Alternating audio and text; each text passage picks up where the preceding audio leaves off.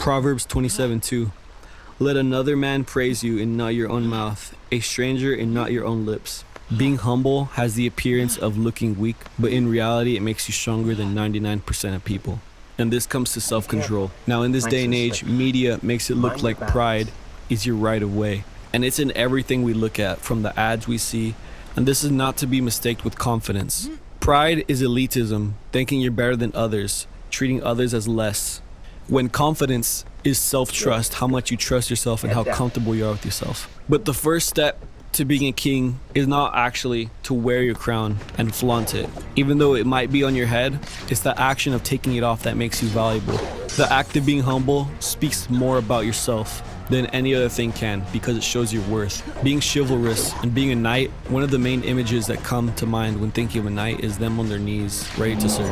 And a lot of things in life come through submission. You can't brute force your way through life. Everything in life has different paces. A lot of times in the Bible it speaks about how the prideful have this short burst of energy, but it always comes down. There's a famous Bible verse that goes, pride comes before a fall.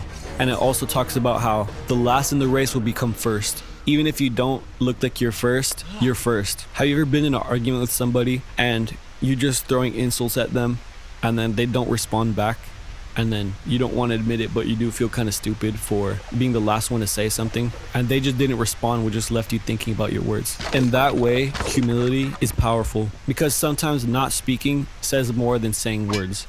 Like, I don't know about you guys, but I just want to be like a samurai out in the hills who's just quiet, quick to forgive, not quick to judge, and has like a life of valor and splendor of life. Humility isn't necessarily weak. It's actually power, because you prove to yourself that you could overcome pride to be humble. And that is a big thing that 99% of people can't do, because nowadays it's all about ourselves. It's about what we could get.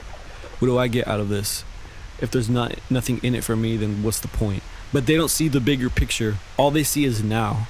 But humility is something of valor. Like, even if you just try it, like if someone was to say something to you that was hurtful or harmful, if you don't respond and then just in your heart say, I forgive you, that instantly puts you on the top. It looks like you're losing, but in reality, you're winning that. You're winning that morally, you're winning that physically. On all categories, you're winning. And it's like when you're prideful and you look back at yourself, it's kind of demoralizing the way how you treat others, because it's mostly about you, which it shouldn't be that way, where it's only about us. Because God developed us with eyes to see, ears to hear, and mouths to speak. Those are three vital things, and without those, what would be the point of having them besides eating? It's communication. We aren't meant to isolate ourselves, because if we isolate ourselves, we seek our own desire. If you think about a samurai or somebody skilled, whether it is on a battlefield, whether it's on a playing court, whatever it is, a sport, when they're in their field, it always has to do with some humility. But those at the top, the ones who are prideful don't stay for long, but the ones who are humble, the ones who are a hero, they stay. So the importance of humility is that it makes you a man of honor. It makes you a man of valor. It's that color that is placed on you. It's that trait that 99% of people don't have, and that makes you valuable. Remember, different people do different things. So think differently, do differently. You got this.